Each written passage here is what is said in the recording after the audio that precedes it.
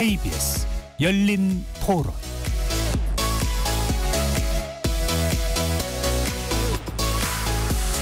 안녕하십니까. KBS 열린 토론 정준희입니다. 김포 시민들의 의견을 수렴해 서울시 편입 여부를 추진하겠다는 우리 당의 입장에 대해 민주당 입장이 무엇인지 잘 모르겠습니다. 5호선과 관련된 예타 면제와 연장 확정을 이번 예산안에 담고자 한다면 저희들은 담겠습니다. 정부가 입장을 정해 오십시오. 안을 갖고 오십시오. 방금 들으신 내용은 김포 서울 편입과 관련된 국민의힘 김기현 대표와 더불어민주당 홍익표 원내대표의 발언이었습니다. KBS 열린 토론 매주 목요일 정치 바깥에서 국회를 바라보는 색다른 시선의 정치 토크, 국회 외사당으로 여러분을 만나고 있습니다. 국민의힘에서 경기도 김포시의 서울 편입안을 당론으로 발표하면서 서울을 둘러싼 수도권 일대가 들썩이고 있습니다. 광명, 과천, 구리, 하남까지 서울 편입에 기대감을 보이고 있는데요. 총선을 5개월여 앞두고 수도권 민심에 던져진 이 파장, 지역민들의 수건을 챙기겠다는 여당과 지역 갈등을 부추기는 갈라치기라는 야당, 이른바 메가 서울 구상이 가져올 결과는 무엇일까요? 서울 중심주의, 수도권 과밀화, 그리고 소지역주의, 이런 것들을 대하는 정치권의 자세를 놓고 이야기 나눠보겠습니다. KBS 열린 토론 지금부터 시작합니다. 살아있습니다. 토론이 살아있습니다. 살아있는 토론, KBS 열린 토론. 토론은 라디오가 진짜입니다. 진짜 토론, KBS 열린 토론. 오늘 토론 함께해 주실 네 분 소개해드립니다. 곽용희 한국경제신문 기자 나오셨습니다. 네, 안녕하세요.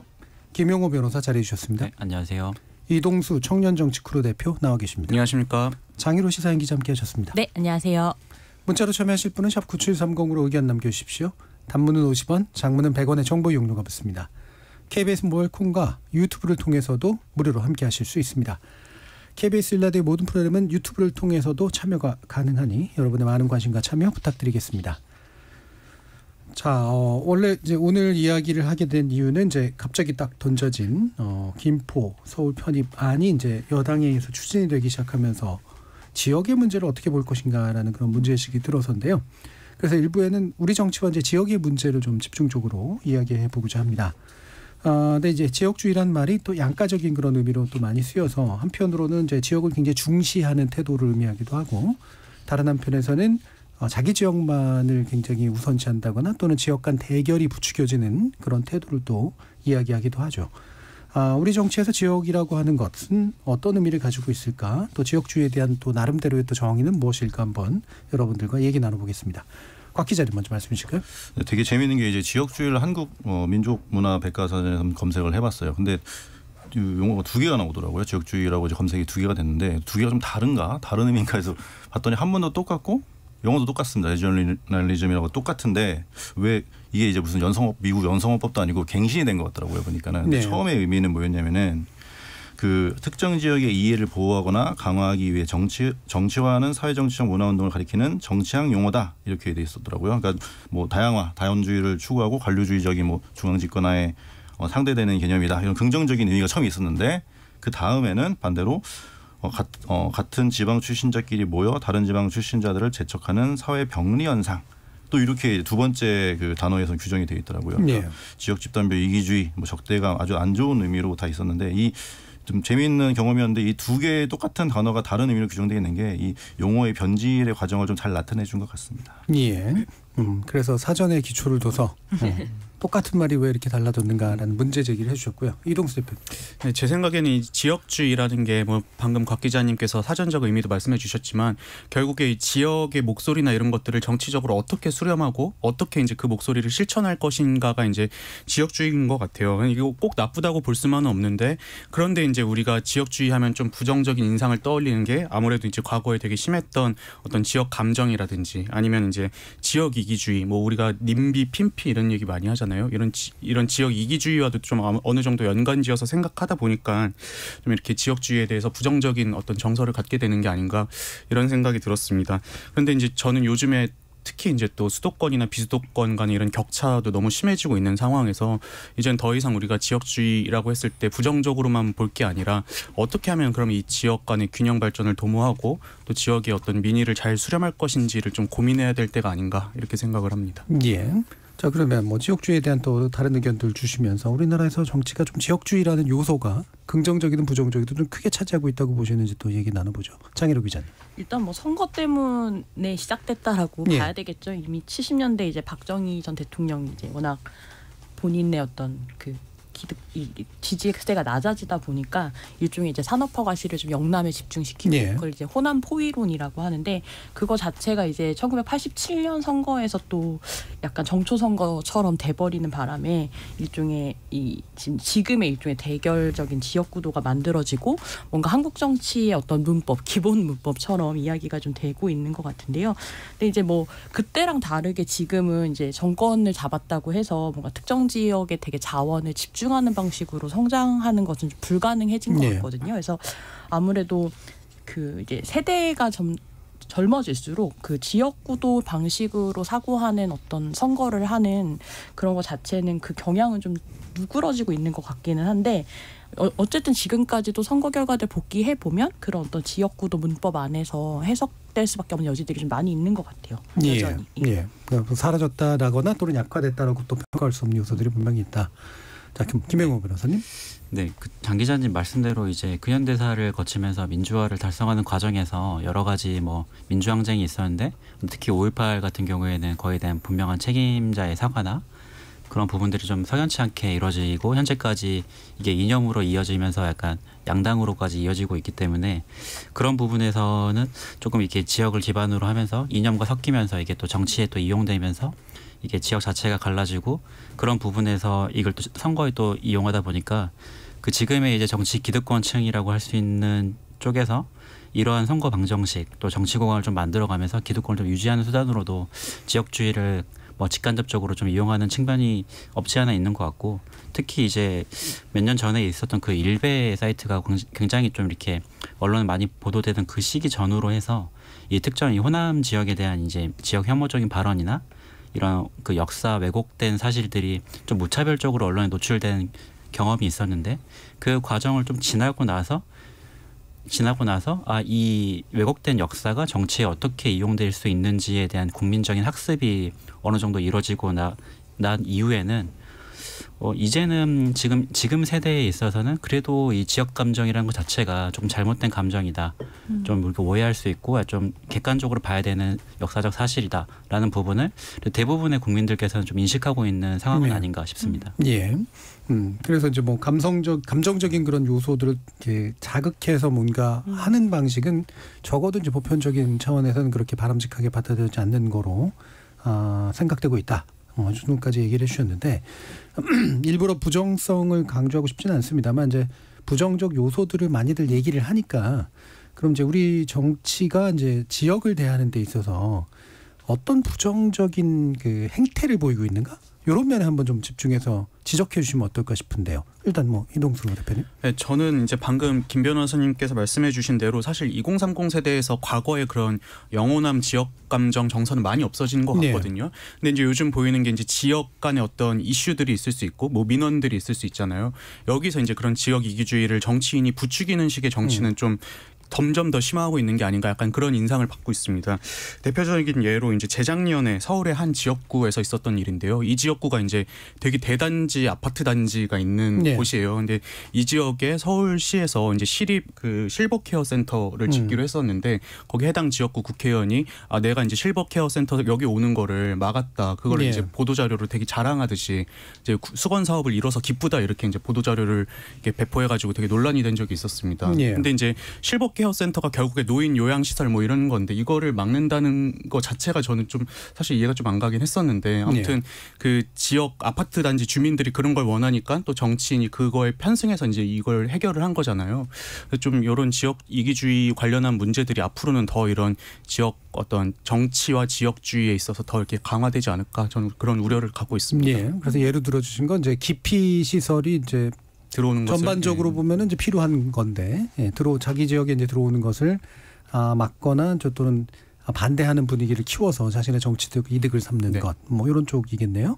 좀 김병호 변호사님은. 네, 뭐 영호남을 약간 정치 구도로 나눠서 선거를 하는 것뿐만 아니라 방금 그 이 작가님께서 말씀해주신 바처럼 그 우리 지역에 사는 그 님비 핀비 현상 자체도 지역주의 하나로 좀 해석을 하자면 최근 이제 그 부울경에서 낙동강의 수질 오염 문제가 좀 굉장히 좀 심각한 상황입니다. 그래서 상류에 있는 공장지대에서 이제 흘러나오는 그 폐수들이 하류로 이렇게 연결이 되면서 또 이렇게 각 행정구역이 다 나눠져 있기 때문에 여기에 대한 그 책임 소재나 뭐 오염수 관리를 어떻게 해야 되는지에 대해서는 굉장히 조금 행정구역별로 약간 온도차가 조금 있는데 그런 부분도 하나의 님비 현상으로도 볼 수 있는데 그래서 이어져서 이번에 오늘 토론의 주제처럼 이렇게 김포의 편입 문제 자체도 서울과 김포 간의 약간 그 물리적인 거리는 굉장히 가깝지만 그 상대적으로 집값이 조금 낮은 경기도권에 있는 김포시에서 서울로 출퇴근하는 인구가 거의 80%에 육박한 상황에서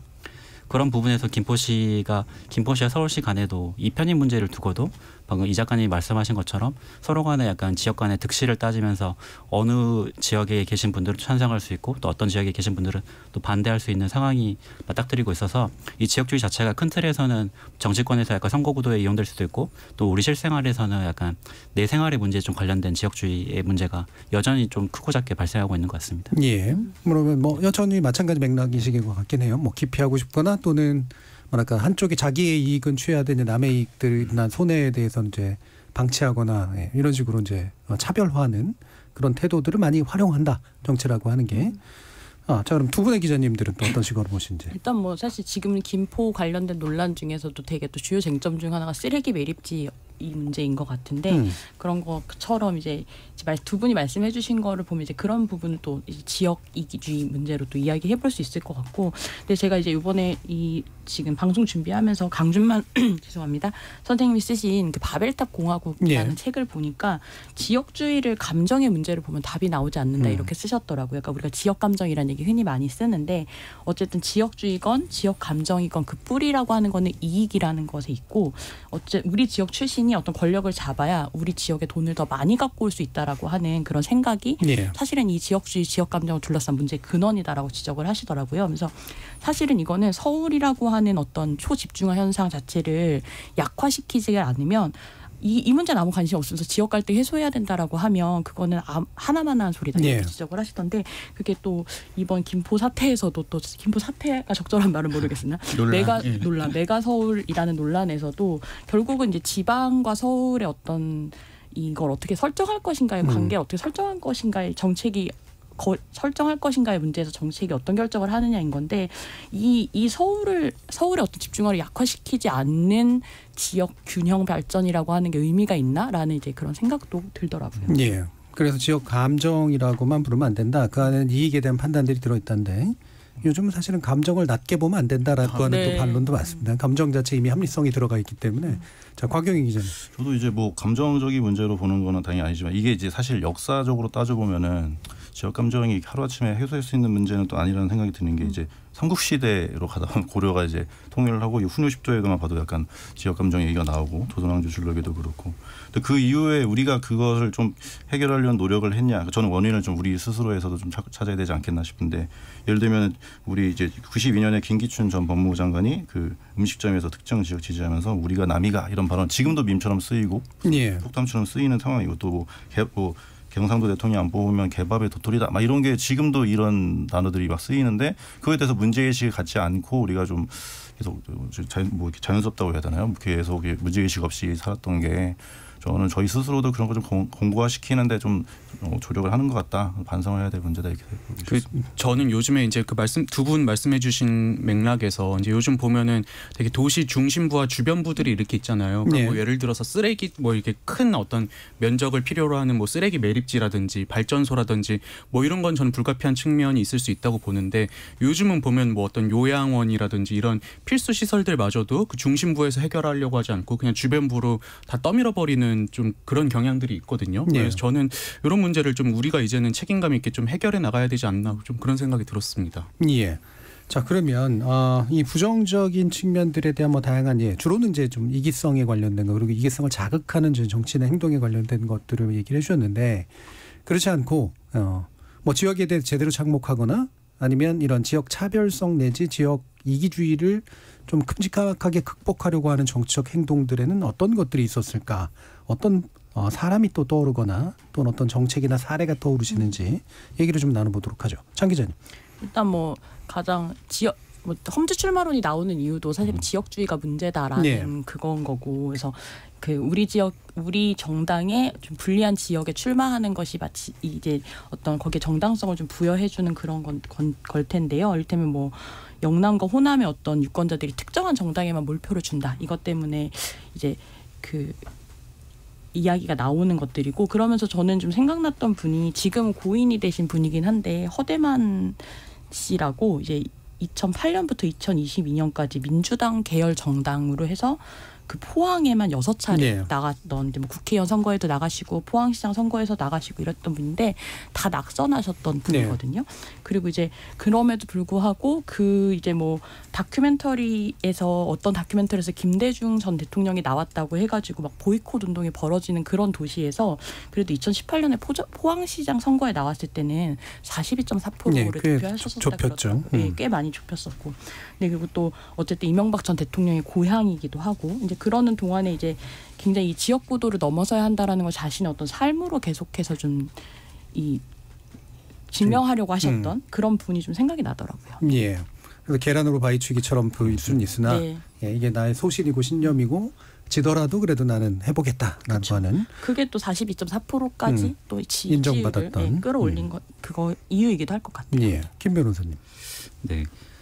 국민의힘 쪽에서는 이제 그 이정현 전 대표께서 예. 그 20대 국회의원 선거에서 전남 순천에 출마를 하셔서 이게 전라도 쪽에서는 첫 이제 보수 지역구 의원으로 이렇게 당선이 된 사례가 굉장히 좀 인상 깊게 이렇게 남아 있고, 또 최근에는 이제 5.18 당시에 윤석열 대통령께서도 5.18 그 43주기에 참석을 하시면서 그 임을위한 행진곡을 부르며 통합을 또 강조하신 바 있고, 또 최근에도 그 인요한 국민의힘 혁신위원장께서도 여러 차례 이렇게 호남을 조금 언급을 하시고 5.18 방문하시면서 사과를 하는 모습을 좀 볼 때, 과거에 이제 국민의힘 이런 보수당 지역, 보수 지역 그 진영에서도 이렇게 호남에 대한 약간 과거에 대한 사과와 역사적 사실에 대한 그 사과와 함께 약간 좀 외연 확장을 하기 위한 그런 의도로 약간 호남 지역의 지역 감정을 좀 타파하려고 하는 노력을 심심치 않게 계속해서 보여주고 있는 것 같습니다. 네. 그게 또 심심치 않게 안 그런 경우들도 또 있잖아요. 네. 그래서 이게 병존하는 건지 아니면 어느 경향이 이제 좀 왔다 갔다 엎치락뒤치락 한다라고 봐야 될지. 근데 이게 좀 양가적인 문제가 있는 것 같아요. 이렇게 원래 사실 이제 보수당의 뿌리는 사실 이제 그 영남 쪽이라고도 볼 수 있고, 약간 민주당의 약간 텃밭이라고 할 수 있는 뿌리는 약간 호남이라고 볼 수 있어서, 사실 이제 그 지역 기반이 다른 양 정당이 서로의 그 텃밭을 조금 벗어나서 다른 텃밭에 들어가서 이렇게 자신의 그 정치적 메시지를 내는 것 자체가 뭐 정말 첫 번째로는 먼저 역사적 그 사실에 대한 진정성이 있는 사과라고도 볼 수 있고, 또 두 번째로는 자기 이제 당의 정치적인 목적에 그 외연 확장하기 위한 두 가지 목적이 함께 좀 있을 수 있을 것 같고, 그런 목적 자체가 저는 이게 병존한다고 하더라도 이게 저는 사실 잘못됐다고는 보이진 않거든요. 그래서 네. 그런 노력을 한다는 것 자체가 통합을 위한 행보이고, 그런 양가적인 그런 병존하는 그런 그 노림수들이 있다고 하더라도 그런 부분에 대해서도 약간 국민들도 어느 정도는 좀 이해를 해줄 수 있는 상황이 아닌가 싶습니다. 예. 뭐 명분과 진리 병존만을 얘기한 건 아니었고, 이를테면 점수를 까먹으시는 분들이 이제 꽤 자주 나오시잖아요. 바로바로 징계를 이렇게 내리고 잘 내리고 아니, 있어요. 사실 인요한 네. 위원장 5.18 묘지 간 날에도 그 5.18 관련한 망언을 한 김재원 전 최고위원 같은 경우를 뭔가 대사면 그 일원 네. 중에 하나로 이렇게 한 거 자체가 사실은 몸은 5.18 묘지에 가면서 5.18 관련한 망언을 한 사람의 징계는 취소하는 이런 행보가 과연 진정성이 있느냐라고 한 질문을 해볼 수밖에 없죠. 네. 예. 그래서 이제 병존이 됐건 또 엎치락뒤치락이 됐건 어쨌든 계속적인 노력들이 있어온 거는 이제 사실이고, 또 노력이 증가해오는 것도 사실인 것 같긴 한데요. 자, 그러면 곽 기자님.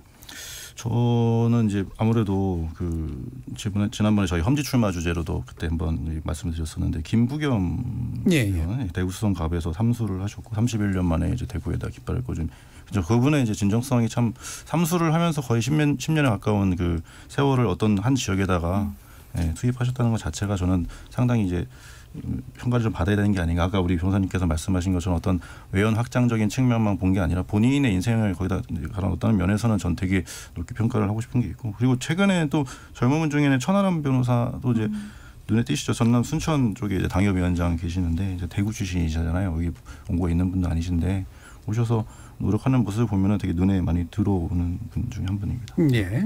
자, 이동수 대표님. 저는 그 조희연 서울시 교육감을 꼽고 싶은데요. 예. 2017년에 있었던 일인데 강서구에 이제 특수학교, 그냥 장애 아동들이 다니는 학교를 짓는 과정에서 지역 주민들이 워낙 크게 반발을 했었고, 그 당시에 이제 장애 아동을 아동을 둔 이제 학부모분들께서 무릎을 꿇어가지고 또 되게 뉴스가 많이 됐었잖아요.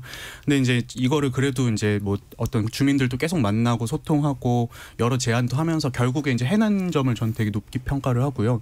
그 이제 오늘은 안 나오셨지만 조기동 작가님께서 얼마 전에 이제 이런 말씀을 해주시더라고요. 지금 한국 사회 위기는 정치권의 부작위의 위기다. 그러니까 정치인들이 마땅히 해야 될 것들을 지역민들의 눈치를 보면서 하지 않음으로써 이제 한국 사회가 점점 후퇴하고 있다. 약간 이런 말씀을 해주셨는데 그런 점에서 저는 이 조희연 교육감께서 그래도 특수학교 건립을 그래도 끝까지 추진하신 거는 좀 높이 평가받을 만하다고 생각합니다. 그러니까 부작위의 위기라기보다는 비작위에 의한 위기겠네요. 그렇죠. 예, 뭐 그렇게 아마 발언하셨겠습니다만 좀 더 정교하게 말씀드리기 위해서 드린 거고요. 그러니까 해야 될 일을 안 함으로써 생긴 정치 기능의 방기, 이런 부분들을 지적해 주셨는데 보니까 세 분은 그러니까 네 분이 거의 공통적으로 부정적인 면은 지역 이기성을 활용하는 문제를 지적을 해주셨고, 이걸 극복하려거나 이제 긍정적인 것들은 지역 도전을 쪽으로 주로 많이 얘기를 해주셨어요. 근데 이제 이동수 대표님 이제 그거를 가서 이제 설득하려고 하는 그런 태도로 이제 설명을 해주시기도 했고요.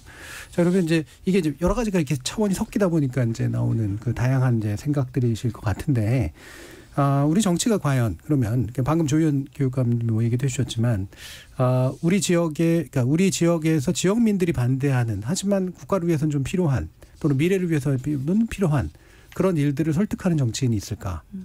또 우리 지역 안에서 특정 지역은 되게 불만을 갖는데 그 불만을 갖고 있는 지역들을 설득하면서도 뭔가 이렇게 지역 전반을 위한 어떤 정책들을 마련하려고 노력하는 그런 식의 지역 정치인들이나 이런 분들이 또 있을까? 보신 적 있으세요?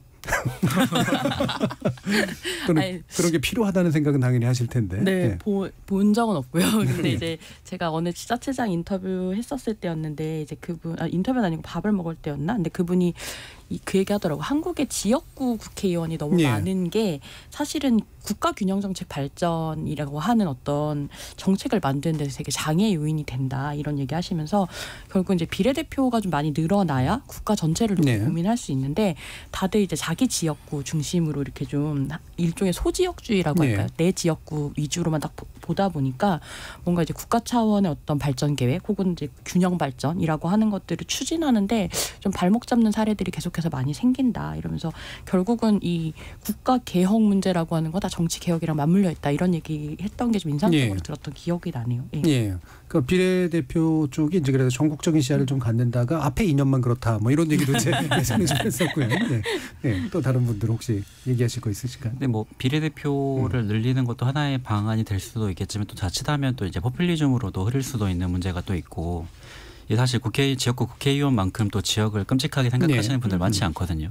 그래서 지역민들 한 명이라도 더 만나려고 노력하는 그런 진정성 있는 정치활동을 지역활동을 하시는 분들이 또 그 지역구의 국회의원님들이기 때문에 지역구 의원과 비례대표의 관계에 있어서 그 지금의 우리 여의도는 약간 비례대표를 약간 이등병처럼 약간 약간 당을 좀 대표하고 약간 언론에 약간 조금 더 노출시키고 약간 그 당 지도부의 약간 지도부와 함께 움직이는 약간 그런 약간 이등병 같은 약간 역할을 좀 도맡아서 하고 있는데, 사실은 이제 장 기자님 말씀하신 것처럼 그 약간 전문 분야에서 오시는 분들을 중심으로 전문가 그룹의 비례대표가 확실하게 이렇게 보여주기식 비례대표가 아니라 이렇게 그룹핑이 좀 된다면 좀 전국 단위 약간 거시적인 정책이나 이런 부분들이 조금 더 약간 수준 높게 이렇게 국회에서 나오게 되면서 단순히 당을 위한 비례대표가 아니라 정말 국가 전체를 위한 이 비례대표가 좀 활동할 수 있는 토대가 좀 마련될 수 있지 않을까 싶습니다. 예. 저도 이제 말씀해주신 맥락에서 그냥 지역구 의원과 비례대표 의원 간의 좀 역할 분리는 어느 정도는 필요한 것 같아요. 왜냐하면은 또 지역의 목소리를 듣는 것도 굉장히 중요한 일이잖아요. 그런 의미에서 이제 지역구 의원분들도 분명 필요한데 지금 보면은 우리 김 변호사님 말씀대로 비례대표가 됐다 하면은 약간 당을 위해서 이제 뭐 이것저것 다 해야 되는 어떤 뭐라고 해야 되지 잡무 같은 것까지 다 도맡아서 하는 것처럼 인식이 되어 있어서 저는 약간 비례대표의 본래 취지인 어떤 그 분야의 전문성이나 이런 대표성을 갖고 의정 활동을 해라 이런 취지가 많이 퇴색된 것 같습니다. 예, 그래서 그런 부분에서 좀 비례대표의 역할에 대해서 한번 다시 고민을 해봐야 될 때가 아닌가 그러면서 싶습니다. 중대 선거구제 같은 것도 한번 논의를 해볼 만한데 그거는 이제 지역 대표성도 있으면서 그 지역에서 뭐라고 하냐 10% 15% 이렇게 받는 표를 모아서 또 한 분이 나온다면은 그 정치를 경험해볼 수 있는 기회를 갖는다는 거. 그러니까 내가 그동안 지지하지 않던 그 사람이 하고 있는 정치를 한 번이라도 예를 들면 뭐 전남에서 뭐 국힘분들의 정치를 조금 더 경험해볼 수 있는 기회가 있다면은 전 큰 변화가 있을 거기 때문에 중대 선거구제를 한번 적극적으로 검토해보는 것도 저는 좋은 방법인 것 같습니다. 예. 네. 그 중대 선거구제 뭐 예전에도 좀 잠깐 얘기가 나왔었습니다만 아무래도 좀 뭐랄까 이렇게 그 특정 정당이 특정 지역에서 당선되지 못하는 현상, 그럼으로써 그 정당 안에 그 지역이 대변되지 못하는 현상을 극복하는 데 분명히 기여할 수 있는 그런 측면들이 있을 것 같은데 그 중대의 지역의 이기주의를 또 실현하려고 할 수 있을 거 아니에요? 예. 그 점에서는 저도 이제 지역구 의원 사무실에서 2번 일해봤었는데 사실 그 지역 안에서 대단지 아파트가 제일 힘이 세거든요. 거기서 뭐 요구하면은 안 들어줄 수가 없어요. 그렇죠. 다음번 선거 생각하면. 근데 전 그래서 그런 점에서 중대 선거구제에 대해서 좀 우려를 표하는 게 여러 지역을 묶으면 분명히 또 인구수가 많은 지역이 있을 수 있고 아닌 지역이 있을 수 있는데 그럼 또 결국에 인구수 많은 쪽으로 더 어떤 이해관계나 이런 게 쏠리게 되지 않을까 하는 우려점은 저는 있습니다. 예. 그래도 좀 분명하게 그래도 그 곽 기자님 말씀하신 것처럼 이렇게 지역 감정을 중심으로 약간 지역을 기반으로 해서 약간 양당이 약간 극단적으로 나뉘어버린 이 현실에서는 그걸 약간 좀 제도로서 타파할 수 있는 유일한 제도라고도 볼 수 있지 않나. 그래서 만약에 뭐 저의 사견입니다만 약간 특정 지역에서 약간 계속해서 약간 독과점을 하고 있는 정당이 뭐 몇십 년간 이렇게 뭐 이어져 온다면 그 지역구에 한해서만 약간 부분적으로 중대 선거구제를 도입해서 약간 이렇게 그 지역구들을 좀 타파하는 방안도 실험적으로라도 한번 고민해 볼 수 있지 않나 싶습니다. 예. 역시 중이 제 머리를 못 갖고 있고 지금도 당장 내년 선거를 결정을 못 하고 있는 와중이라 참 이런 논의가 되게 의미가 있을까라는 생각도 드네요. 예, 그런 얘기가 나와서 그래서 더 붕뜬 얘기를 하나 더 해봅니다. 그러니까 미국이 이제 양원제를 채택하면서 하원은 이제 비례성 있게 이제 인구 비례로 이제 뽑지만 수가 돼서 큰 주의 수가 더 많죠. 근데 그 주마다 똑같이 이제 2명씩 뽑는 방식으로 해서 주간의 격차, 인구에 의한 격차를 좀 줄여보려고 하는 그런 시도. 물론 이게 연방제로서 가능한 측면들이 있습니다만 이런 양원제에서 이제 상원적 방식을 우리한테 도입하면 이런 중대선거구제 실험이나과 유사하게 좀 더 큰 뭔가가 가능할까? 이런 데 대한 견해를 한번 좀 여쭤보고 싶은데 장 기자님 어떠세요? 일단 뭐 계속 얘기는 나왔던 뭐 약간 심심하면 좀 얘기가 나오는 것 중에 하나가 특히 이제 지역에서 많이 나오는 얘기인 것 같아요. 근데 이제 뭐 어쨌든 비례대표 제도를 폐지하고 양원제를 도입하는 건 또 헌법 개정 사항이라서 쉽진 않을 것 같은데, 근데 이제 뭐 이거 자체가 인구 감소 시대의 어떤 지역 소멸 문제라든지 혹은 지역 균형 발전 문제 동시에 다루는 데 있어서는 좀 아이디어 차원에서는 검토해볼 만하다라고 생각은 하거든요. 근데 강원이나 제주처럼 이제 면적은 굉장히 넓은데 인구가 적어서 이제 좀 발생하는 그런 어떤 불균형 문제 같은 것들이 있으니까, 그러니까 뭐 예를 들면 서울 같은 경우는 강남구만 해도 의원이 3명인데 충북 괴산 인근 3개군이랑 이렇게 하나의 선거구인데 이제 1명인 경우가 있으니까 이런 경우들을 어떤 방식으로 이제 할 거냐라고 해서 제일 많이 얘기 나오는 게 17개 시도에 이제 균등하게 3명씩 상원을 두고 이제 이분들은 그냥 이제 이런 거죠. 지방자치분권, 균형 발전, 뭐 정부 예산 이런 업무들을 주로 하는 이런 아이디어들은 계속 좀 이야기가 나오고 있는 것 같은데 쉽진 않지 않을까라는 생각이 드네요. 쉽진 않지 않을까? 그게 이제 아무래도 미국 하원 같은 경우는 인구 비례로 뽑다 보니까 인구 많은 캘리포니아 같은 데는 막 50석도 넘는데 뭐 노스다코타나 아니면 뭐 알래스카 이런 데는 한 석이니까 결국에 인구 많은 데가 하자는 대로 하게 되는 거 아니냐. 그러니까 이제 상원을 이제 둬서 견제를 하는 거잖아요. 근데 저는 말씀해 주신 대로 저희가 이제 우리나라가 양원제로 가는 거는 좀 어렵다고 생각하지만 그럼에도 이제 이 인구 편차에 의한 어떤 힘의 균형을 좀 조정할 필요는 있다고 생각을 하거든요. 예. 그래서 저는 좀 우리가 이제는 표의 등가성에 대해서 한번 다시 고민해봐야 된다라고 생각을 하는 게 그 2014년에 헌법재판소에서 이제 이 선거구 간의 인구 편차, 그러니까 인구가 가장 적은 선거구와 가장 많은 선거구 간의 편차가 그때까지는 3대 1이었습니다. 근데 이거를 너무 이제 차이가 많이 나니까 2대 1로 줄여라. 그러니까 한 가장 적은 지역구가 뭐 한 12, 3만이면 많은 지역구가 26만을 뭐 넘지 않게 해라. 요거였는데 근데 그 10년 전이랑 좀 더 많이 달라진 게 지금은 또 이 수도권과 비수도권 간의 격차도 너무 심해지고 그 장 기자님께서 말씀해 주신 것처럼 인구수가 적은 지역구는 막 여기저기 통합하다 보니까 막 괴물 선거구가 되고 이러잖아요. 그래서 저는 이 부분에 있어서는 우리가 좀 지역 균형 발전 측면에서 좀 이 편차 기준을 좀 완화할 필요가 이제는 있지 않을까 저는 그런 생각이 좀 들었습니다. 예. 곽 기자님. 저도 이제 미국 상원 제도가 뭐 현실적으로 어렵다고 하더라도 사실 이런 그 와이즈맨이라고 하잖아요, 상원을.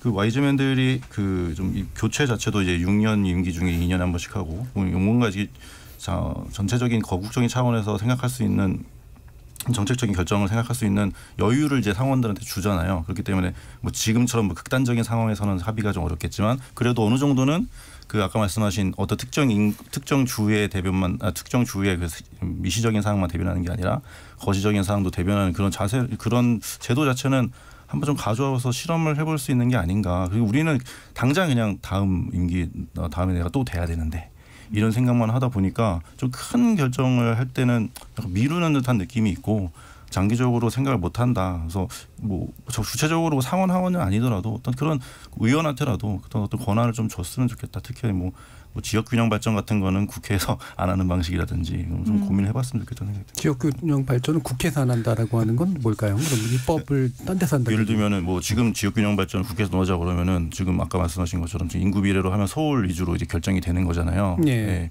그런 면에서는 사실은 뭐 거기서 표를 던질 때 그 의원들이 그거에 대해서 자기 지역구를 외면할 수는 없으니까 아무래도 그 지역구의 이익에 따라 딸려가게 돼 있는데 뭐 예를 들면은 뭐 글쎄요, 뭐 또 별도의 기구를 세워가지고 국가발전균형위원회 같은 걸 세워가지고 전문위원들이 한다든지 이런 방식을 좀 더 강화하고 좀 권한을 좀 더 부여하는 방식도 저는 한번 검토해 볼 만한 것 같습니다. 예. 그래도 결국은 입법 사항이라면 이제 국회를 통과할 수밖에 없어서 네. 지금도 이제 뭐 균형발전위원회에서 이제 정책 제안들은 하긴 하죠. 근데 이게 국회로 들어가면 이제 약간 굴절되기 때문에 생기는 문제들이 분명히 있는데 그걸 어떻게 극복할 거냐 정도의 아마 고민이셨던 것 같고요. 자, 김 변호사님까지. 근데 약간 현실적으로 저희 나라 약간 정치 우리나라 저번 주부터 계속 제가 저희 나라라고 하는데 굉장히 겸손한 분이어서 우리나라의 정치 현실을 좀 보면 그 현실적으로 그 단순히 인구에 비례하고 약간 지역을 약간 그 무자르듯이 나눠가지고 국회의원 그 대표자를 배치를 한다고 해서 그 단순히 그 수가 늘어나는 것과 줄어드는 거와 떠나서 국회의원 한 명과 또 초선 국회의원과 다선 국회의원의 그 정치력이나 그 당내 입지에서 큰 차이가 있기 때문에 사실 뭐 다선 의원 정치적 그 영향력이 막강한 의원이 어디에 있냐 약간 뭐 서울에 있든 뭐 정말 아무도 모르는 약간 읍면동에 있든 거기에 있더라도 그 지역의 예산을 얼마큼 끌어올 수 있고 그러니까 국가의 정책을 끌어올 수 있는 거는 그 개인 정치인의 정치력에 좀 의존되고 있는 부분도 꽤 많아서 사실 이제 단순히 약간 미국의 그 양원제를 저희 따라가면서 이 지역구를 타파하기 위해서 이를 도입해서 약간 기계적으로 약간 산술적으로 의원들을 배치한다고 해서 그런 그 정치력의 편차가 극복될 것 같지는 않습니다. 그래서 제 생각에는 차라리 이거를 그 상원과 하원의 문제라기보다는 약간 극단적인 약간 양당제의 문제로 우리가 보고 여기서 약간 합리적인 제3당 다당제를 약간 추구하는 방향에서 아까 곽 기자님 말씀해 주신 그 중대선거구제도 하나의 좀 그 대안이 좀 될 수도 있고 다당제를 좀 추구를 하면서 제3당이 약간 실질적으로 약간 제 세 개의 당이 약간 실질적으로 정책을 합리적으로 결정할 수 있게끔의 구도를 잡아나가는 것이 좀 장기적으로는 또 우리나라의 정치 현실에는 좀 더 맞는 방법이라고 저는 좀 생각을 합니다. 예, 뭐 이렇게 이제 다양한 관점에서 이제 제도적 대안들을 던져놓고 사실 이제 실효적인 것들을 찾아 나가는 게 중요한데 국회가 이제 그럴 자세가 돼 있냐 이제 사실 이 부분도 이제 문제긴 하겠죠.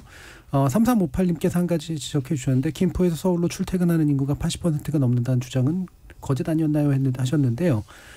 출퇴근 비율이 이제 80%가 넘는 게 아니고 이제 김포 골라인 탑승객에서 서울에 하차하는 인원 비율이 이제 80%가 넘는다.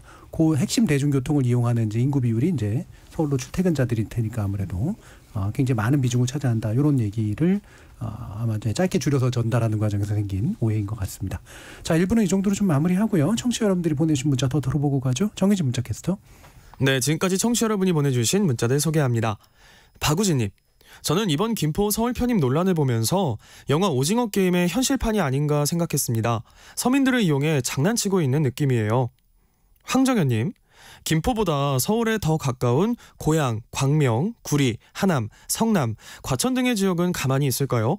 김포가 과밀 억제 권역에서 제외되었기 때문에 사람들이 몰려간 이유도 있는데 여당에선 너무 단편적으로 해석하고 있는 것 같습니다. 구사이사님. 지역주의는 해당 지역의 고유성을 바탕으로 합니다. 정치가 지역주의의 성격을 변질시킨 측면이 크죠. 느닷없이 던지는 서울 확장 논리는 지역 발전을 위한 정책과는 관계없이 선거공학으로 보입니다. 타 지역의 반대 논리에 부딪혀 외통수가 될 것입니다 해주셨고요. 유튜브에서 하이드님.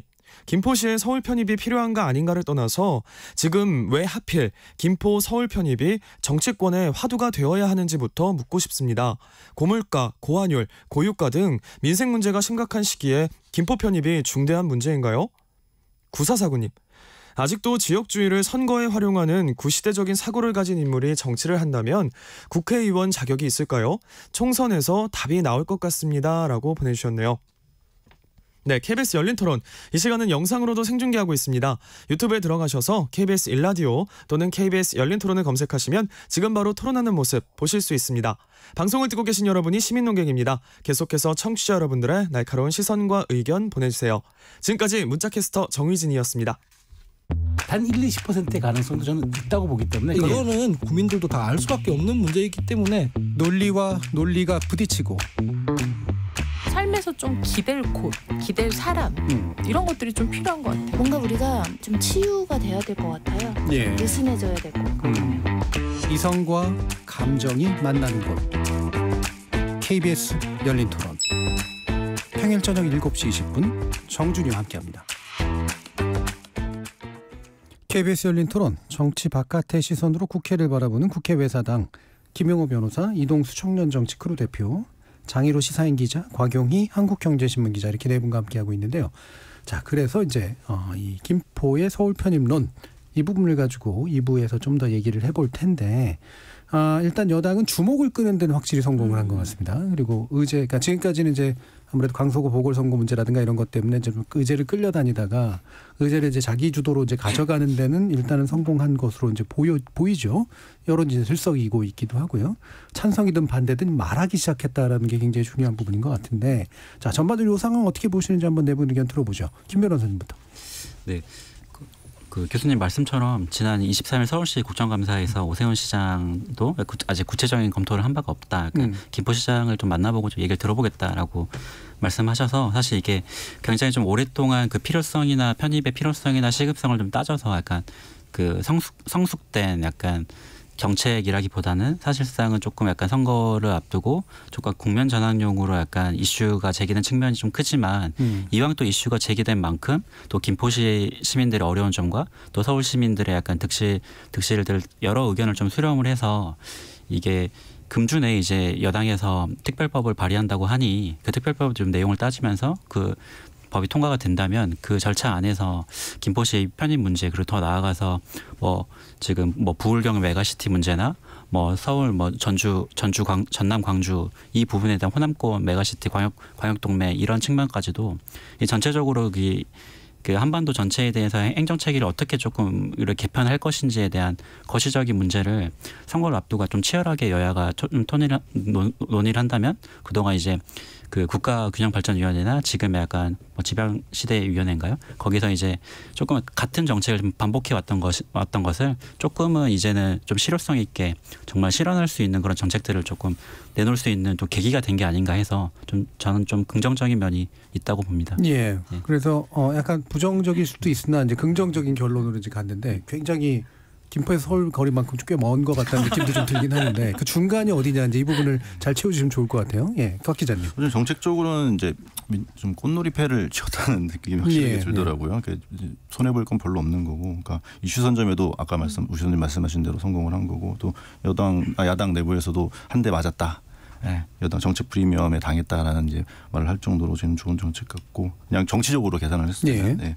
그러니까 불리한 판을 한번 크게 흔들고 갔을 때는 생각하면은 되게 좋은 패다. 그러니까 지금 김포 지역 의원분들도 다 민주당이시고 또 지금 아까 우리 변호사님께서 말씀하신 메가시티 생각하면 과천, 광명, 고양, 구리, 하남 이런 지역구들에 계신 그 국회의원들을 전부 다 이제 전수조사를 해보면 19분 중에 17명이 민주당이고 1명은 정의당이고 이 예. 판에서는 한번 특히 이제 김동연 지사를 분도론주의자로 몰아버린 다음에 여기서 붕 뜨게 되는 김포를 트리거로 삼는 전략도 되게 좋았고 그 일각에서는 저는 뭐 이게 수습 못하면은 김기현 대표의 자충수가 될 수 있다 뭐 이런 지적이 있는데 저는 이게 사실은 이 안이 그 평가를 받으려면 사실은 최소 정권이 한두 번 이상 바뀌어야 된다고 생각을 하거든요. 그러니까 어떻게 보면은 좀 후불제로 이슈화에 성공을 했다. 그러니까 김기현 대표가 나중에 이게 정말 전국적인 책임론이 왔을 때 김기현 대표가 그때 책임질 수 있는 자리에 있는지도 모를 수 있거든요. 그러니까 예. 저로서는 제가 그냥 개인적인 생각으로서는 되게 괜찮은 이슈 선점의 정책 결정이고 정책 아니었다라고 생각합니다. 예, 그러니까 정치 공학적으로 평가하기 때문에 말씀이셨고요. 예,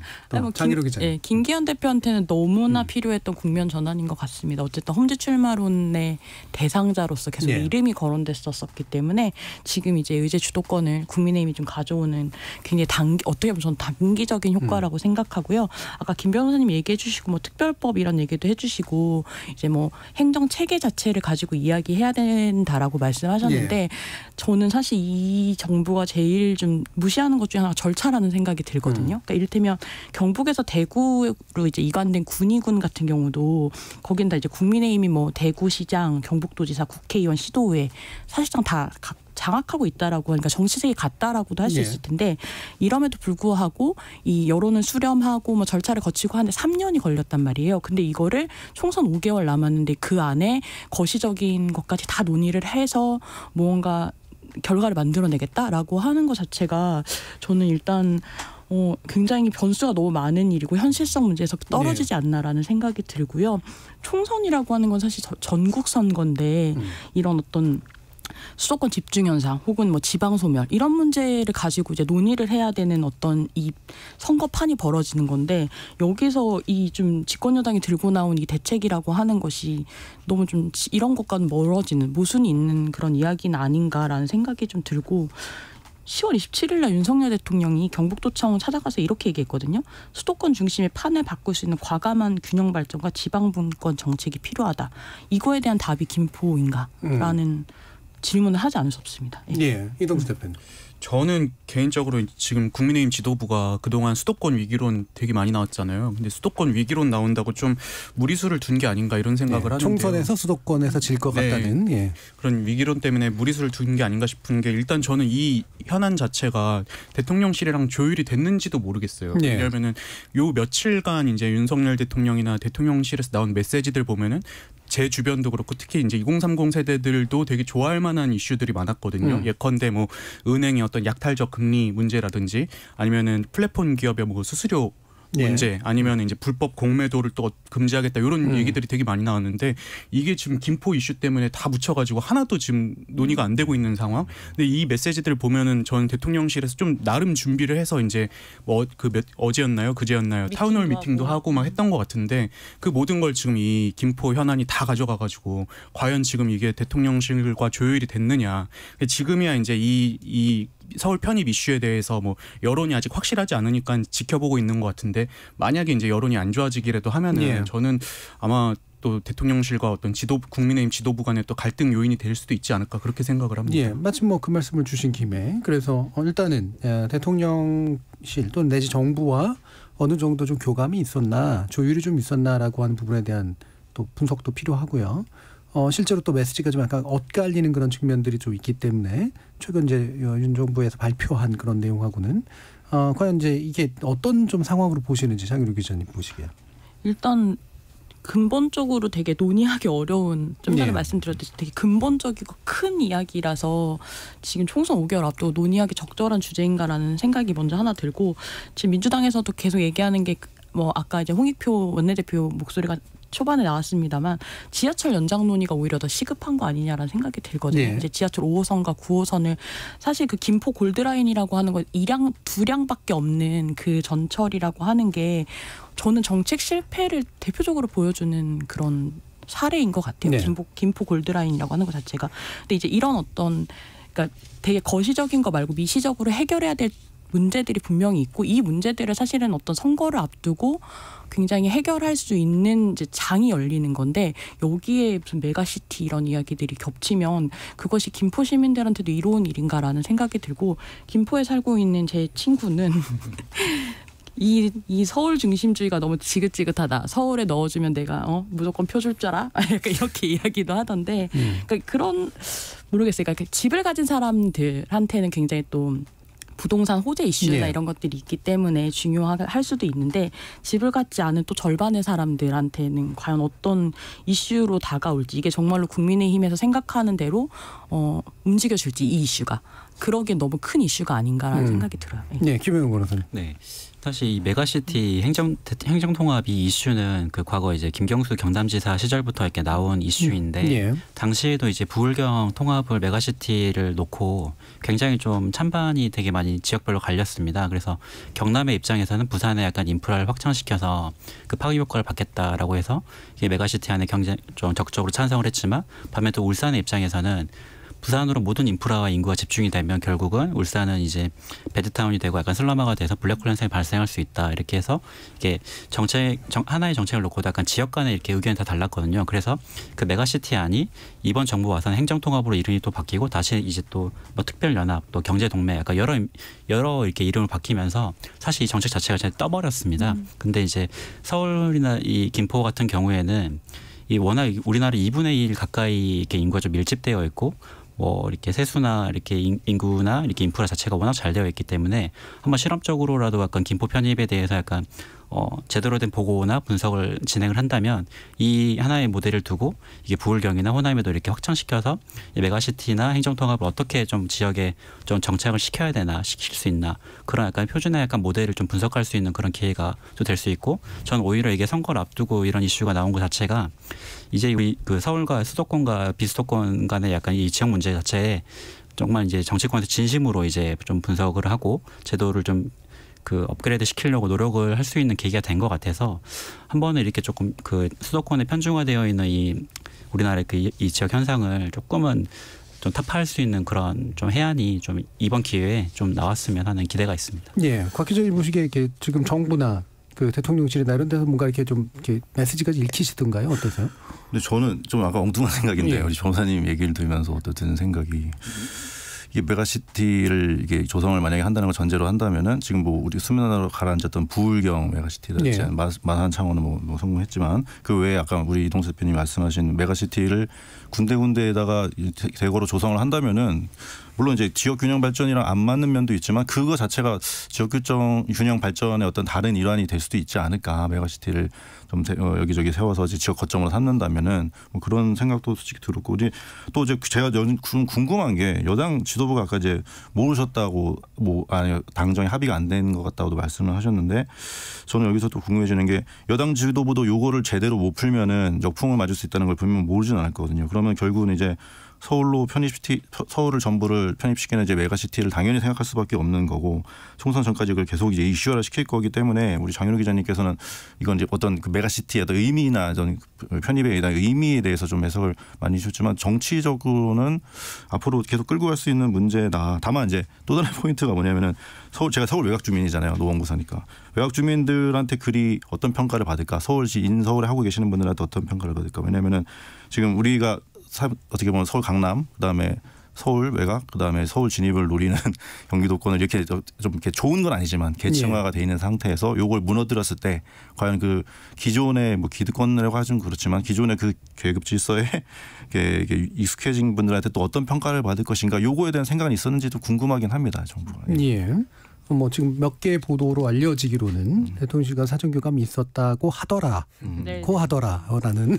근데 뭐 예. 2달 이 얘기 예. 나오잖아요. 2달 정도 논의됐다인 거고 사실은 이제 김동연 경기도지사가 뭐 경기 북도랑 경기 예. 남도를 나눈다라는 이제 분도 계획 밝히면서 어쨌든 김포시가 좀 북도로 편입될 가능성도 높아졌고 이러면서 이제 그 지금 국민의힘 소속인 김포시장이 이렇게 네. 나서서 편입을 요청하게 된 건데, 그러니까 뭐 정치적으로는 효과가 있겠죠. 당장 이제 잠재적인 대권 주자로 분류되는 김동연 지사에 대한 견제도 가능해진 거고. 예. 근데 이제 아까 뭐 부울경 얘기하셨습니다만 당장 이 이야기가 나오자마자 민주당 부산시당에서는 부울경에서는 국민의힘 단체장들이 다 취임하자마자 어쨌든 정부 예산, 행정조직까지 다 이 부울경 메가시티와 관련된 것들을 만들어놨는데 그게 국민의힘 자치단체장들이 오면서 다 이제 헌신짝 버리듯 내다 버렸다 이런 예. 이야기를 하거든요. 근데 이러면서 서울 메가시티에 대체 그럼 박형준 부산시장은 무슨 입장인지 밝혀라 이런 이제 논평들을 내놓기도 했는데 이게 결국은 이거 뉴타운 전략 투다라는 이야기가 여당 안에서도 나오는 거예요. 예. 이게 결국 예. 이 국민의힘 2008년 총선에서 굉장히 이제 뉴타운으로 재미를 봤잖아요. 그때 서울 지역구가 48개였는데 40석을 차지했고 이게 보수 정당이 서울에서 앞서거든 유일한 예. 사례이거든요. 근데 이제 이번에도 어쨌든 집값 상승 기대 심리를 이용해서 반전을 한번 깨보겠다인데 과연 그러기엔 너무 판을 키워놓은 것이 아닌지에 대한 조금 의심이 듭니다. 예. 지금 1319님께서 도시의 경쟁력은 도시의 규모, 인구 그리고 이에 따른 인프라에 달려 있다고 생각합니다. 도시는 커져야 합니다. 근데 너무 이 문제가 정치화되는 것 같아서 안타깝습니다. 1269님이 김포의 서울 편입 문제는 경기지사가 경기도로 남북으로 나누려는데 김포 시민들이 북이든 남이든 둘 중 한 군데로 들어가는 것보다 차라리 서울로 들어가고 싶다라고 하면서 나온 것입니다라고 배경 설명도 해주셨고요. 6316님이 김포가 서울이 되었을 때 예상지도를 봤는데 모양이 좀 이상하던데요 라는 이제 그런 말씀도 주셨습니다. 지금 민주당은 그러면 사실은 아까 뭐 속내 얘기를 좀 일부는 하셨습니다만 한편으로는 메가시티로는 우리가 이미 하던 얘기다 아니냐. 그리고 행정체계 개편, 대개편으로 뭔가 문제를 해결하는 거라면 모르겠다만 이게 이런 식의 이제 단기적인 얘기로 뭐가 되겠느냐 이런 입장이지만 방금 말씀하신 것처럼 이제 소속 정당과는 달리 또 지역에서는 굉장히 좀 뭐라고 반대해야 되나 찬성해야 되나 이런 입장들을 보이고 있죠. 야당이 좀 어떤 태도들을 보이게 될까? 이동수 대표님 보시기엔. 저는 요즘 뭐 메가 서울 뭐 이런 얘기 갑자기 많이 나오잖아요. 네. 근데 전 메가 서울이라는 단어가 뭐 역전압, 잘생긴 미남 이런 느낌이에요. 서울이 이미 메가니까. 이미 서울이 메가 시티인데 거기다 또 뭐 메가를 붙이느냐. 근데 저는 지금 대한민국이 처한 가장 큰 위기는 우리가 생각했던 과거의 뭐 지역 균형 발전, 국토 균형 발전 하면은 뭐 농어촌 지역들도 너무 낙후되어 있다 보니까는 거기에 뭐 혁신도시 짓고 뭐 이런 식이었잖아요. 근데 전 지금 대한민국은 그 농어촌 정도가 아니라 이제는 광역시마저도 지금 위기에 처해 있는 상황이고 네. 예컨대 지금 부산의료원 같은 경우는 올해 초에 그 의사를 못 구해가지고 뭐 그 의료실 응급실 네. 영업시간 단축을 막 검토하고 그럴 정도였거든요. 근데 지금 광역시들마저 청년들 떠나고 일자리 무너지고 이런 상황에서 저는 좀 거점들 도시라도 좀 일단은 다시 좀 살리고 그 지역 주변 지역으로 이제 좀 그 혜택이 돌아갈 수 있게 이렇게 하는 게 좋지 무조건 서울에 집중한다고 좋은 건 아니라고 생각을 하고요. 그래서 저는 뭐 국민의힘이든 민주당이든 이 이슈를 계속 끌고 갈 수는 없을 텐데 그 다음으로 좀 우리가 다뤄야 되는 건 그러면 어떤 유형의 국토균형 발전을 이루어야 하는가를 좀 그쪽으로 논의를 뻗어 나가야 된다고 생각을 합니다. 예. 다른 분들도 뭐 더 의견 주시죠. 좀 그래도만 생산적인 논의를 위해서는 좀 뭐가 총선 전에 좀 짚어줘야 되느냐. 총선이 감당 가능하냐. 그리고 실제로 표계산 들어가 부분들도 굉장히 복잡할 텐데. 자, 김영환 변호사님이 네. 긍정적인 얘기 해주셨습니까? 예. 뭐 이제 김포시가 서울로 들어오면 이제 경기도 김포시가 아니라 이제 서울시 김포구로 이렇게 편입이 돼야 되는 상황인데 만약에 그렇게 된다면 그 기존에 이제 김포시 내에 있는 읍면동에서 이제 뭐 농어촌 주민특례를 받고 있어서 뭐 지방교부세나 네. 그 세수가 서울로 편입이 되면서 다 줄어들게 되고 또 관련 이제 뭐 행정 인력들도 다 편입이 될 텐데요.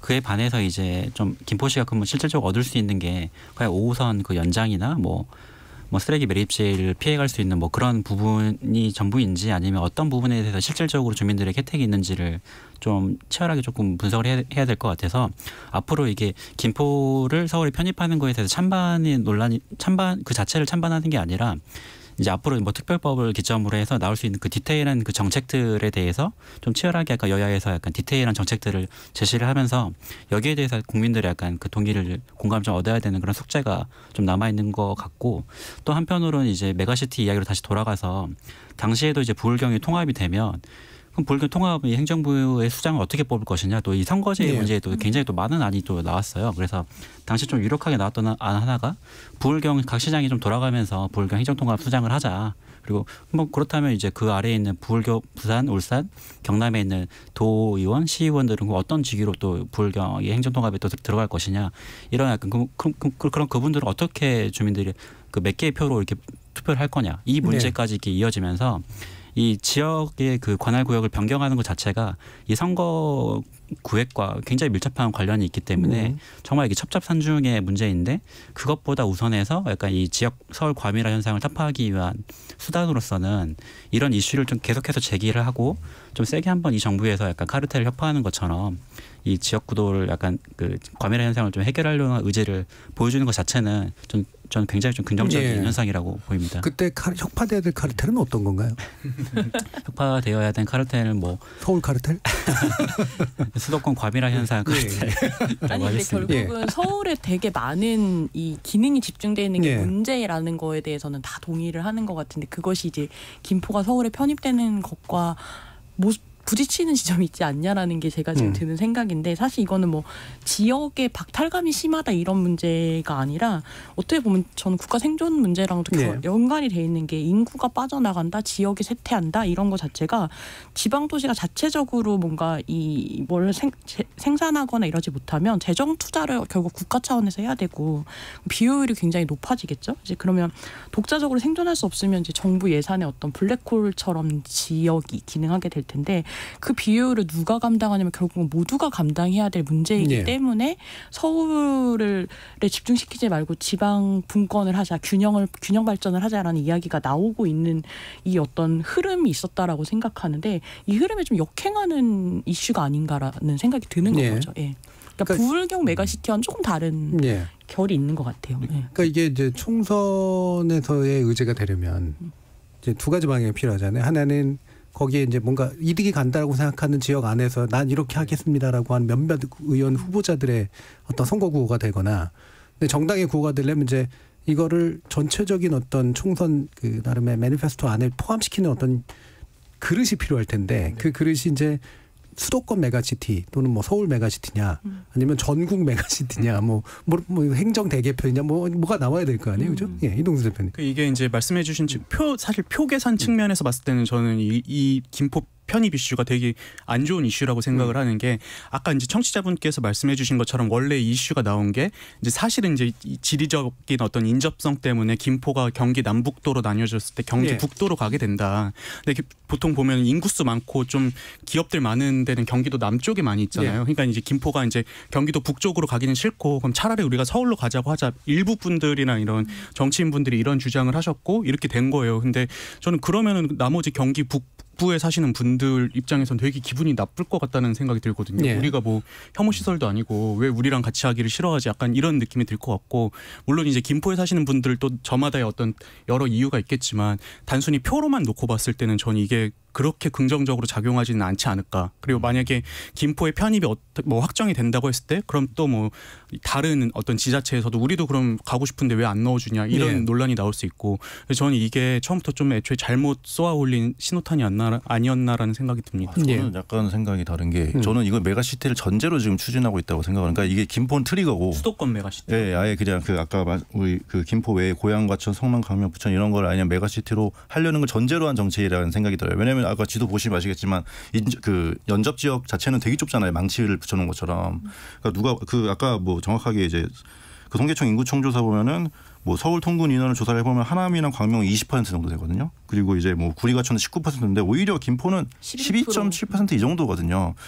그러니까 과연 이제 이 아까도 말씀드렸지만 잠깐 그 이 확전을 전제로 하지 않고서 확산을 전제로 하지 않고서 이 정책을 꺼냈을 것 같지 않기 때문에 그렇게 된다면 오히려 기대감 총선 전까지 불불하게 만들어서 기대감을 갖게 그게 이제 만들어서 저는 곽 기자님이랑 의견이 조금 다른 부분이 뭐냐면 그냥 수도권이 이미 대한민국에서 메가시티 역할을 하고 있는데 거기에 뭘 또 붙여가지고 메가시티를 하느냐가 이제 저는 사실 왜냐하면 부산, 울산, 경남 뭐 이런 데 같은 경우는 지금 부산은 지금 거의 한 몇 년째 청년들 순 유출도 되게 심한 상태고 심지어 제가 되게 놀란 게 대한민국 100대 기업 중에 부산에 본사를 둔 데가 한 군데도 없더라고요. 네. 이 정도로 지금 제2의 도심에도 위기에 처해 있기 때문에 이제 우리가 그럼 울산이랑 경남이랑 합쳐서 좀 메가시티로 수도권 일극 체제 한번 대응해 보자 약간 이런 취지인데 저는 수도권 자체는 이미 지금 여기에 뭐 어떤 교육이든 기업이든 다 몰려 있는 상황에서 무슨 메가시티가 더 필요할까라는 좀 생각입니다. 그렇지만 또 이렇게 아무런 시도를 안 해볼 수는 없거든요. 그래서 2003년부터 이제 국토균형발전위원회 국토균형발전 계획이 나오면서 계속해서 국가균형발전위원회는 있었고 이번 정부에서는 약간 지방시대위원회까지 이렇게 호신으로 연결되었는데 이 위원회 자체가 이제 임명직 위원들로 이렇게 움직이다 보니까 장관급 위원장이라고 하더라도 그 예산을 가지고 관계 정부부처의 장관과 차관들을 이렇게 모두 통합해가지고 움직이는 것 자체가 사실상 불가능해서 사실 있으나 마나한 그런 역할을 굉장히 오랫동안 해오고 있었는데 오히려 약간 당 지도부에서 이게 어떤 그 계기가 뭐 국면 전환용이든 약간 정치적인 목적이 있든 어떤 노림수가 있든 간에 이런 그 모두가 알고 있는 이게 수도권 과밀화 현상을 극복해야 되는데 마땅한 대안이 없는데 여당의 지도부가 총선을 앞두고 이 문제를 과감하게 던졌어. 또 이런 기회를 놓고 관련 전문가들이나 당에서도 약간 적극적으로 이 문제를 좀 해결하기 위해서 약간 시범적으로라도 한번 좀 과감하게 좀 정책을 좀 집행하는 거는 약간 다른 타 지역 뭐 부울경이나 호남권에 대해서 약간 모범 사례를 만들면서 지역권을 좀 타파할 수 있는 그런 하나의 좀 계기가 될 수 있을 것 같아서 좀 기대를 가지고 좀 지켜보고 있습니다. 예. 뭐 이렇게 말씀드렸지만 조금 다른 게 하지만 많이 다르신 것들이 또 꽤 있어요. 예. 그래서 그게 이제 다른 것들의 포인트들이 뭐냐를 이제 마지막으로 좀 더 짚어봐야 될 것 같은데 유튜브에서 김문기님이 근데 솔직히 김포의 서울 편입은 안 될 것 같습니다. 현실성이 높아 보이지 않아요라는 말씀 주셨는데 이게 절차가 굉장히 복잡해서 생기는 문제들을 예, 지적하시는 것 같고요. 0005님은 시의 주인은 시민입니다. 투표해서 결정하면 되죠. 근데 서울 시민하고 이제 김포 시민이 같이 해야겠죠. 자, 9414님께서 서울 메가시티 개념이면 그것만이 김포만 있을 수 없죠. 한정 없습니다. 진정한 지역주의로 가야죠. 라는 또 그런 의견도 주셨습니다. 그러면 이게 이제 말 그대로 이미 이제 그 사실 서울, 경기의 거의 대부분 지역 그리고 인천까지 포함해서 거의 한 2천만에 달하는 이제 수도권 메가시티와 다름없다라고 보는 게 이동수 대표님의 견해고 만약에 그렇다면 그 중에 수도권의 메가시티에 이제 서울 한강 메가시티를 만들어주는 예, 이 개념이거나 뭐 그러면 이제 나머지 지역들은 어떤 건가? 그런데 뭐 김 변호사님이라는 분들 보시기엔 그 논의를 통해서 다른 데들도 그래서 적절한 정도의 권역을 좀 새로 만드는 그런 방안이 촉발되지 않겠냐? 거기서 이제 어느 정도 수도권만 또는 서울 주변만 이익을 가져가는 게 아니라 이익을 제대로 나누는 어떤 논의를 촉발할 수 있지 않겠냐? 이런 의견이신 것 같은데 실제로 그게 어떻게 가능할 거라고 좀 보시나요? 이제 과거에 이제 혁신도시라는 개념을 통해서 김천 구미 혁신도시를 만들면서 이제 한국전력공사든 이제 공공기관을 대거 좀 이전을 하면서 그 혁신도시를 잘 꾸렸는데 이게 지금에 와서는 이 결국은 이제 또 주일에만 그러니까 일을 하고 또 결국은 또 약간 베드타운화 성격이 좀 되어 있어서 평일에는 약간 그 기차역 김천 구미역 앞에 약간 걸어다니는 행위를 좀 잘 찾아볼 수 없는 상황까지 이렇게 왔는데 사실 그런 약간 지방 이런 수도권 과밀화를 넘어서서 공공기관을 지방으로 이전하는 그런 하나의 대안 자체는 저는 그 부분에서는 좀 실패를 했다고 보고 차라리 이 문제를 극복을 하기 위해선 차라리 이 수도권 안에서 약간 그 관할구역을 변경하는 이런 김포 편입의 문제처럼 조금 다양한 방안들을 좀 생각하고 이거를 가지고 이제 지방에서 약간 좀 실험적으로 좀 더 과감하게 정치를 좀 업그레이드해서 좀 진행하는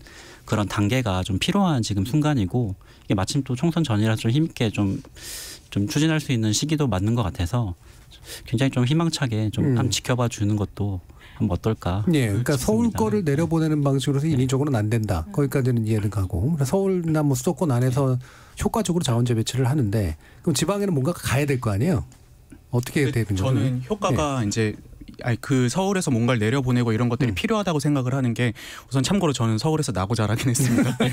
근데 이제 이 초창기에 이 혁신도시나 이런 게 왜 실패했냐 하면은 그때는 온 국토의 균형 발전을 도모하다 보니까 농어촌에다 그냥 다 밀고 아파트 단지 만들고 뭐 공공기관 보내서 사실은 회사 말고는 있는 게 없는 상황. 근데 지금 보면은 아까 이제 광역시들도 이제 슬슬 쇠퇴하기 시작했다고 말씀드렸는데 뭐 부산이든 대구든 광주든 이런 광역시들 같은 경우는 이미 인프라들이 있잖아요. 다만 일자리가 없어서 지금 청년들이 다 수도권으로 오고 있는 상황이란 말이죠. 그래서 저는 이제 이런 공공기관이나 이런 뭐 기업을 글로 보내고 유도하는 것들이 광역시 정도에 가면 그래도 좀 어느 정도 자리 잡을 수 있지 않을까 저는 그렇게 생각을 하고요. 지금 지역균형 발전이 왜 필요하냐고 하면은 뭐 이런 분들도 있으세요. 뭐 미국도 한 주 우리나라보다 큰 주에 뭐 거점 도시는 몇 개 없다. 우리 이 좁은 땅덩이에 무슨 지역균형 발전이냐 이러는데 근데 문제는 이 생활 수준의 차이의 문제가 아니라 다른 데는 지금 병원 같은 경우에 도에 막 뭐 의사 한 명도 없어가지고 막 서울로 와야 되고 이런 상황인 거잖아요. 최소한의 어떤 삶도 보장이 되지 않고 있다는 게 저는 이 지역균형 발전의 필요성을 좀 역설적으로 보여주고 있는 게 아닌가 생각을 합니다. 네. 뭐 장 기자님. 그러니까 뭐 결국 지역주의 문제가 왜 더 심각해지냐라고 하면 서울이 일종의 약탈에 간 어떤 자원들 이런 것들을 우리가 더 많이 가져와야 된다라고 생각하다 보니까 전 지역주의가 영남이든 호남이든 특히 지역에서 좀 더 심각해지는 부분도 있다라고 좀 보고요. 그 서울시청이랑 경기도청이 33km고 그 거리가 부산시청이랑 경남도청은 35km거든요. 근데 대중교통을 이용해서 서울시청에서 경기도청까지 가면 1시간 25분이 걸리고 한 번만 갈아타면 돼요. 근데 그러니까 창원에 있는 경남도청에서 부산시청까지 가려면 일단 환승을 3번 해야 되고 2시간 20분을 이동해야 되거든요. 거기가 지역이 좀 독특하죠. 그러니까 뭔가 같은 거리를 두고도 수도권은 뭔가 이 출퇴근이 가능한 동일 생활권을 구성하는데 부울경에서는 KTX로 가는 만큼 사실 서울에서 그냥 부산 가는 만큼의 시간이 소요된다는 거죠. 이게 결국은 지역에 그만큼 인프라나 일자리나 이런 문제들과 다 연동해서 생각할 수밖에 없는 건데 이런 문제들이 과연 서울 메가시티론이 뭔가 구상이 되고 띄워진다고 해서 이 지방 문제가 해결될 것이냐라고 하면 회의적으로 볼 수밖에 없는 것 같아요. 좀 그런 측면에서는 김포가 만약에 병합이 됐을 때 얻을 수 있는 게 뭔지를 한번 좀 전략적으로 고민을 좀 해봐야 될 것 같아요. 그러니까 뭐 계속 아까 이제 김포 시장님께서 뭐 항구를 서울이 갖게 된다. 근데 사실은 서울은 러시아도 아니고 무슨 부동항을 노리는 것도 아니고 서울이 항구 어차피 인천은 물류 잘 돼 있고 기업들이 결정하는 거잖아요. 뭐 서울시 차원에서 무슨 수입을 하겠습니까? 그렇기 때문에 과연 가져갈 수 있는 게 뭔지 경제성은 결국 기업이 따지는 건데 그거를 항구 가져서 뭐 합니까? 저는 좀 또 이상하고 또 이제 가져가는 것도 아니라 주는 거예요.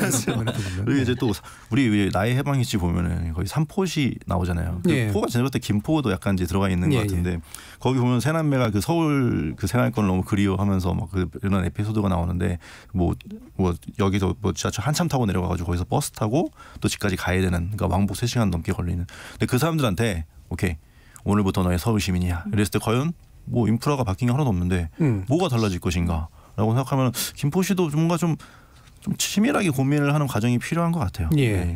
뭐 집값에 선반영되는 것들이 있겠다라는 생각도 좀 아마 있으시겠죠. 이제 여러 가지 면에서 그게 먼저 끌어내는 욕망이고 그리고 나면 언젠가는 이제 서울만큼 되겠지라고 하는 생각도 있으신 것 같은데 말씀처럼 이제 각자의 지역에서 어떤 것들이 교환되고 어떤 것들이 얻어지고 주어질 수 있느냐 이런 고민들을 좀 구체적으로 해보자라는 의견이었습니다. 자, 조세민님께서 수도 서울이 메가시티가 되는 것까지는 괜찮은데 서울이 커질 경우 해안을 접하되고 휴전선관하고 더 가까워질 것 같은데요. 좀 군사적인 문제도 고민해봐야 되지 않을까요? 라는 의견 주셨고요. 유튜브에 새쌀가득님이 지방은 인구가 줄어서요. 메가시티도 안 될 것 같아요. 라는 그런 의견도 주셨습니다. 자, 오늘 KBS 열린 토론 국회외사당은 이것으로 모두 마무리하겠습니다. 오늘 함께해 주신 네 분 이동수 청년정치 크루 대표 그리고 장희로 시사인 기자 곽용희 한국경제신문 기자 그리고 김영일 변호사 네 분 모두 수고하셨습니다. 감사합니다. 네, 고맙습니다. 자, 지금 퀸의 언더 프레셔를 우리 PD님께서 정해 주셨는데요. 어떤 의미이실지 노래 들으면서 한번 생각해 보시기 바랍니다. 참여해주신 시민농객 여러분 감사합니다. 지금까지 KBS 열린 토론 정준이었습니다.